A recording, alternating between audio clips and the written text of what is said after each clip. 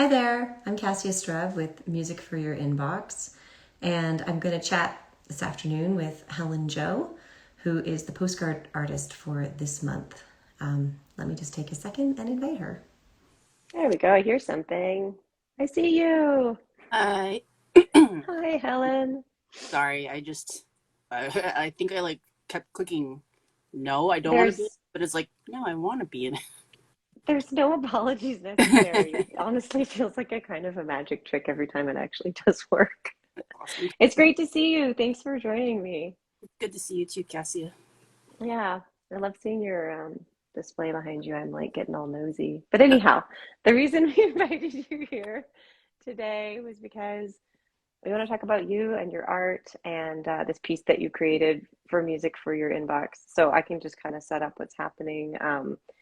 We had a sound artist, Sharon Shohei Kim, who was making this video about her own unstuckness practice.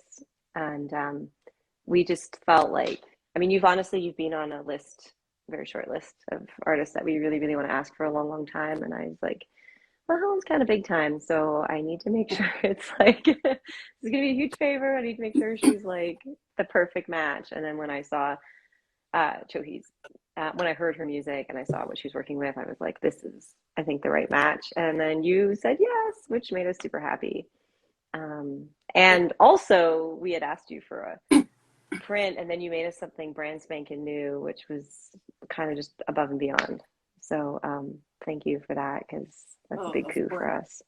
I mean, it just when I was watching Sharon's piece, Shohei's piece, Shohei, yeah. when I was watching Chohi's piece, it was like, oh, none of my work has like the seriousness this piece deserves, because like everything I've been drawing recently, or not seriousness, but everything I've been drawing recently has been very like aggressive, very like almost macho kind of.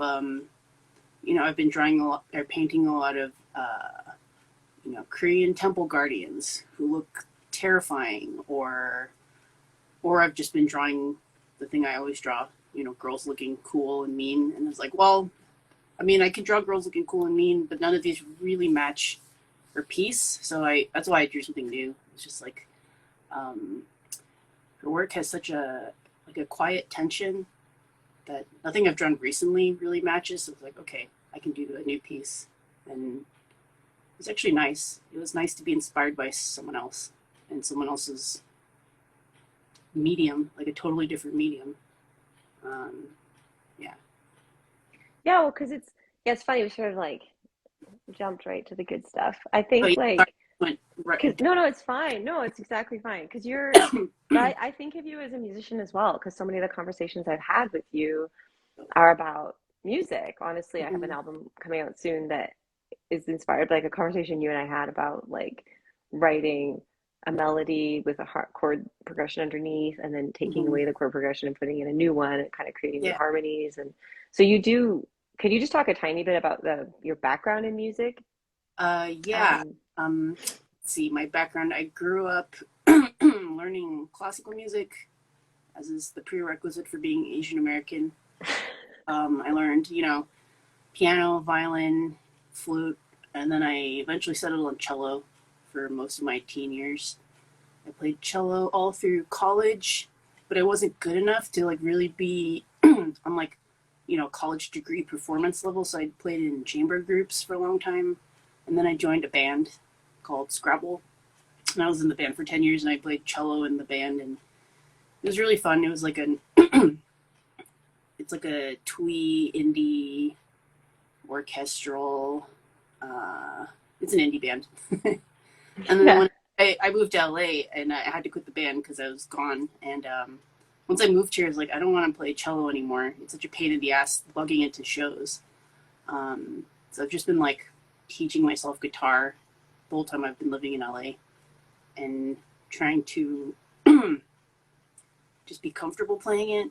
And uh, I've been like trying to write songs. Like I'll write a song once in a while for fun because it's funny, or just I'll write a song for like my partner because like I didn't buy anything for our anniversary, so it's like, oh, I have to record a song. I didn't buy do this instead. I can do this in the middle of the night. Um, you know, While they're sleeping. yeah, while they're sleeping. And I just really like music a lot. I love listening to music. I like playing music. I loved playing music in a communal setting, like in a group setting. Just haven't done it in a very long time. Yeah, well, because I think that you were picking up on things in Johi's music that a person who wasn't as well versed in music might not grab. And so that was really cool that you were able to respond in this way, because I think it could have been seen as something that's, like you were talking about, more intense and aggressive and stuff. But you're right, there is a real like quiet patience to it and a lot of introspection. Mm-hmm. I know that because you're primarily known as a visual artist, and this was like a beautiful story of your musical career. But I'm curious, like, where did your visual art practice come in this sort of like at what age, or where? How did you get to where you are now artistically? I mean, I've been drawing since I was really young. There are photos of me drawing when I was in preschool, probably just like 2 or 3 years old, and like my parents would get me those dot matrix printer paper sheets, and I would just draw on them without ripping them, so to have like a super long, like 30-foot drawing. But I think in like school, in childhood, I relied on drawing because I was scared of other kids, and I didn't have that many friends, and we moved a lot, so I just spent a lot of time alone. So I was either reading or drawing. And I also loved looking at art, like, it's like smells. Like you look at a certain piece of art you saw as a child, and it's like incredibly evocative. And so, even as a little kid, like just looking at drawings or illustration or art would just be so, I don't know, it just made me feel so good. So I wanted to draw, and I would draw, and I would just basically copy like Ranma or Sailor Moon or Dilbert. I was really into Dilbert in junior high because I grew up in San Jose, and I was like, yeah, this is our people. I mean, now it's like, oh God, what the hell was I thinking? But I was so sheltered. I didn't have much frame of reference for like what kind of art people looked at. I didn't have access to stuff. I'd never read a graphic novel till I moved out of the house. So it was just something I'd always done as a sort of, it's like the only thing I really like to do on my own that someone didn't make me do.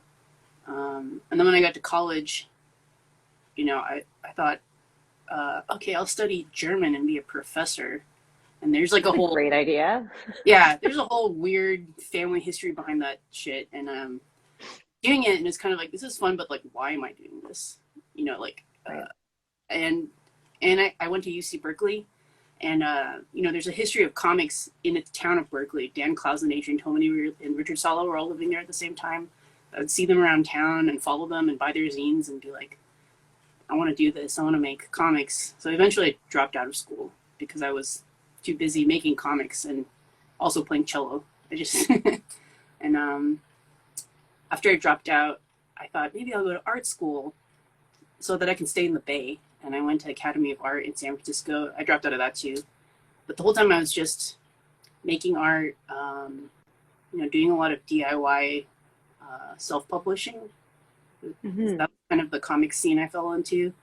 And I was also starting to do more gallery work for like lowbrow galleries, like Giant Robot, or at the time 111 Minot, or like those kinds of places that would have big group shows with a lot of like young artists. And just doing that, I think because I was so sheltered and repressed as a kid, I just spent a lot of time in my 20s doing everything I wanted to do, and yet I was still super depressed while I was doing it. And that just kept motivating me to keep doing it. It's like, maybe this will solve everything. And it's like, it's not solving everything, but I'm creating a body of work, which is nice. Right. And I'm developing style. And and then I eventually I moved to LA to follow my partner, and I got a job in television, in animation, and storyboarding for Cartoon Network for a while, and then also for Fox ADHD. And after like 5 years of that, it's just like, this was a great means to an end. I paid off my credit card debt. I have health insurance. I don't want to do this anymore. this is so stressful. I don't understand how people can stay in animation, especially in storyboarding for so long. It takes a really, really strong sense of self-discipline, which I don't have. So after that, I went back to illustration, and I was doing some freelance, more gallery work. I'm trying to get back into comics. Yeah. I'm like a dabbler. Yeah. Yeah. No, it's kind of, well, I mean, it seems like it does, like, it sounds like to me, if I can be so bold, it sounds like you're finding this path through with all these different projects, and it doesn't feel like you're scattered. It feels like you're trying these different avenues. Because I know that I've encountered your work at like at Comic Con, like, God, like 2010, I want to say, or something. I got like a wallet with Oh, wow. your Yeah. like print on it or drawing. I don't even know how to describe what I'm describing. It's not going well. Yeah, it was like a series of plastic wallets produced by Yeah. Hellen Jo. Yeah, and they had printed and then sealed in plastic a bunch of artists' work in wallet form. Yeah, I mean, that was kind of my first foray into making merchandise. And I still do a lot of that, like, making shirts and stickers and prints and that kind of thing. But thanks for saying that. It seems like I have like a focus. Oh, sorry. Oh, I'm not on a tripod, folks. that's okay. I just imagine one of your kids just holding it up and like, oh no. That's like not far from what's happening. But anyway, yeah, no, I do see this as like you are finding a path Mhm. through art, and art is like always kind of there for us. Yeah. And that you're like, I don't know, to me, like watching you from the outside for the small time I've known you, which I'm realizing, as I said, 2010 means like over a decade. But anyhow, it feels like, that you're, because the more recent stuff, kind of what I also want to talk about is like, I've been to two of your folkmatic shows that seem like they're heading, or that particular branch of your work is like in this, it's a gallery show. I mean, these are like paintings that are taking you forever. I know we managed to snag one because they were selling like really? hotcakes. I did not know you had a folk medic painting. That's incredible. We have one from your first show of these two girls.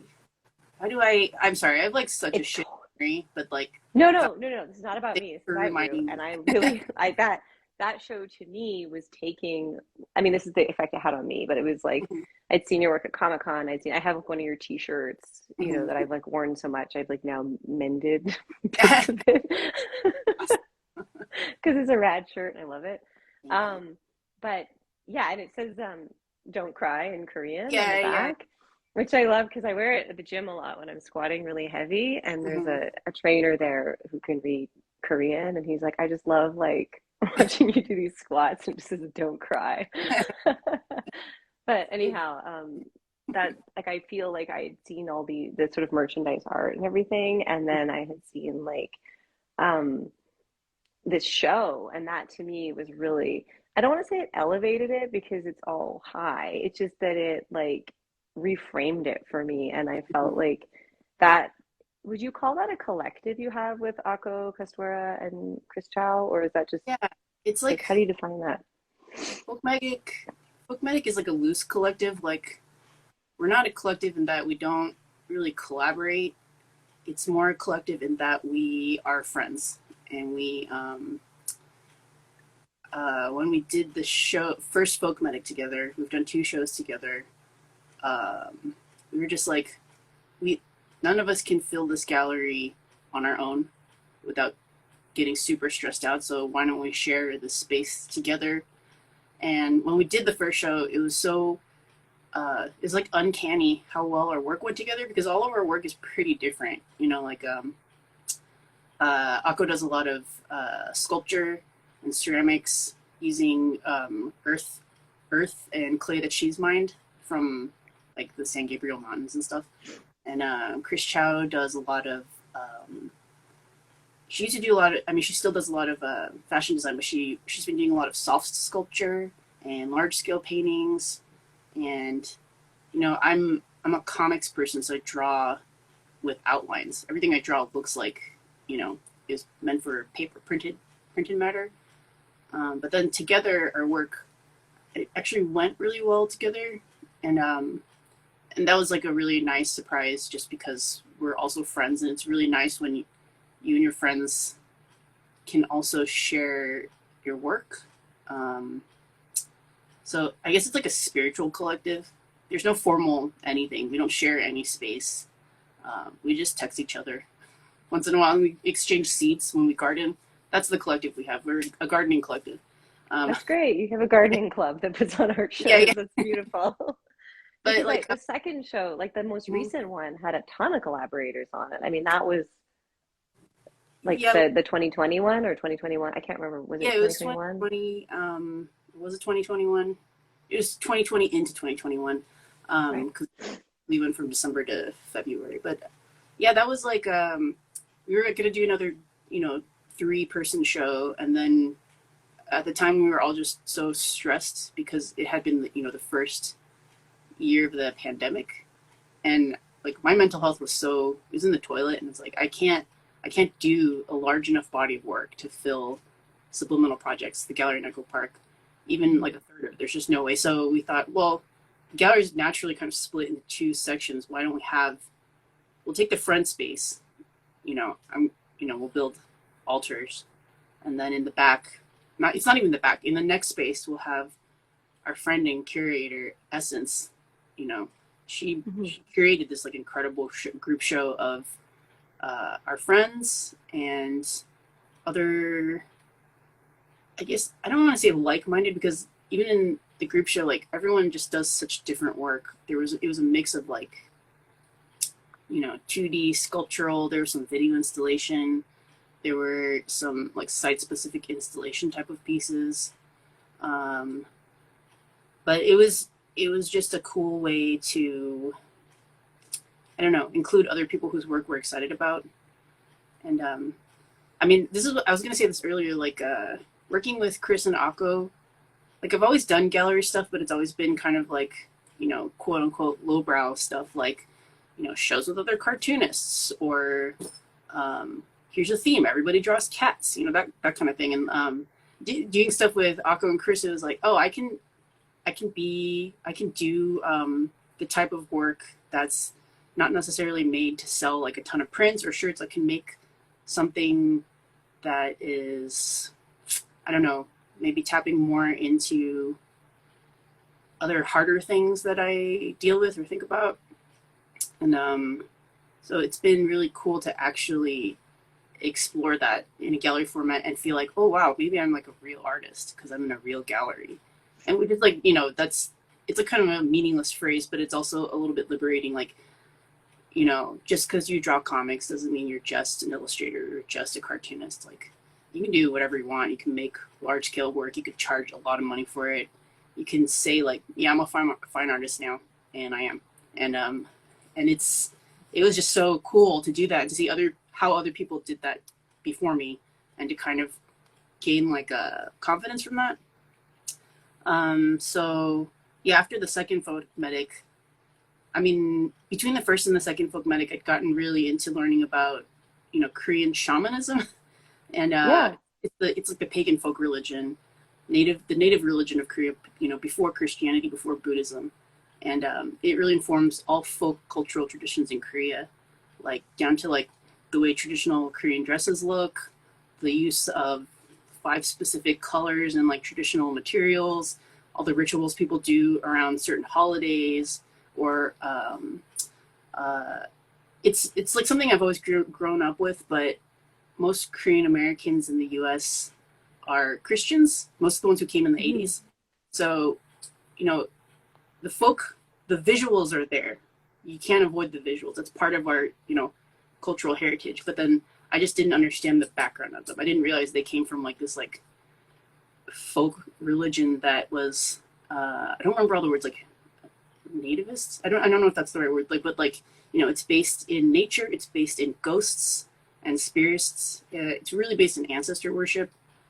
And when you're an immigrant, a child of immigrants, like I was born here, but when you're an American that doesn't look white, you spend a lot of time thinking about like, who am I? Do I belong here? How did I get here? What is my place here? Do I have to figure out my own place. So that's what a lot of what I've been doing with my paintings in the last couple of years, and in like a gallery setting, which has been cool.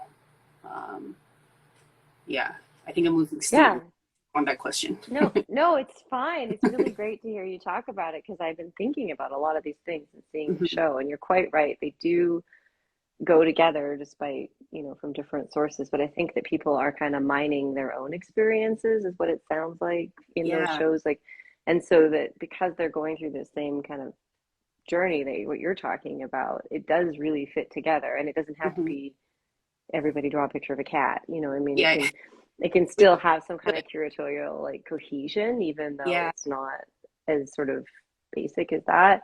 I yeah, also know that like in your work, you're often kind of you alluded to it. You said we created altars, but I mean, mhm, it's really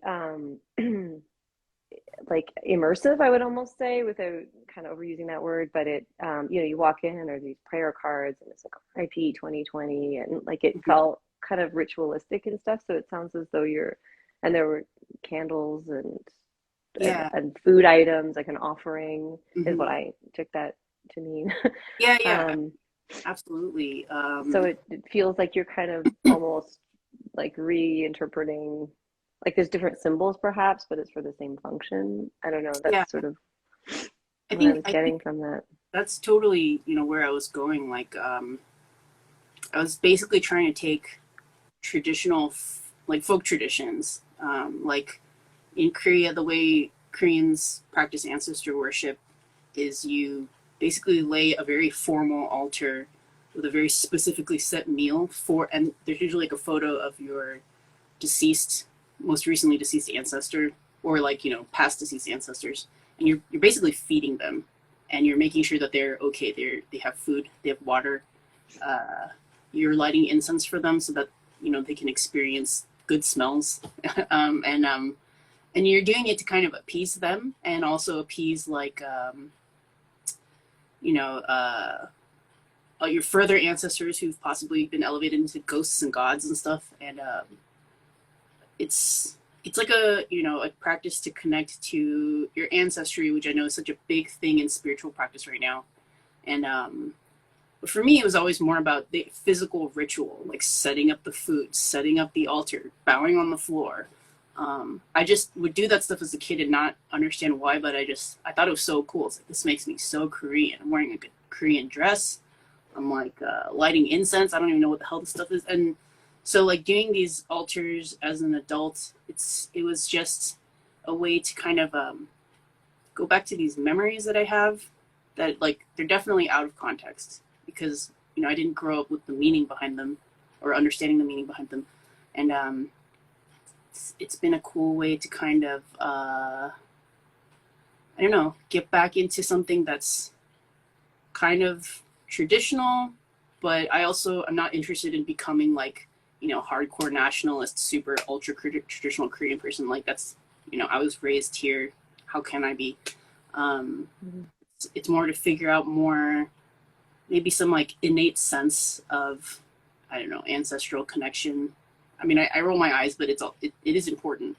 It's uh, to be connected to your heritage, to kind of try to fold it into your own identity and your own beliefs.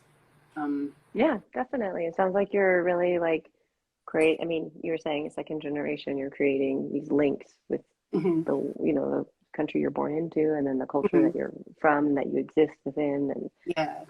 it's really neat to have known you as an artist for a while because you can see you like bringing these themes to life Mhm. and kind of working through them. I kind of want curious about, because I unfortunately normally at this point I would like hold up the postcard that people can receive in the mail if Oh they yeah, buy a ticket, but I don't have the postcards yet because they're still at the printer. yeah, yeah. Um, That's but fine. the image is very like introspective and staid, and it's these two women who they're kind of like caring for each other almost. They're sitting just Yeah, sweating together in this heat yeah. wave. and kind of just holding space for each other and sort of being, Mm-hmm. which is different because a lot of the work that I've seen of yours has been people who are really actively doing things, or girls like hanging out, but Mm-hmm. they're kind of hanging out for the sake of someone else. So like I am showing this version of myself to the world, whereas these two women Yeah. are just sitting in a, it seems like we've caught them in a like quiet their own time thing, and it's not like Yeah. they're on a street corner. And Yeah.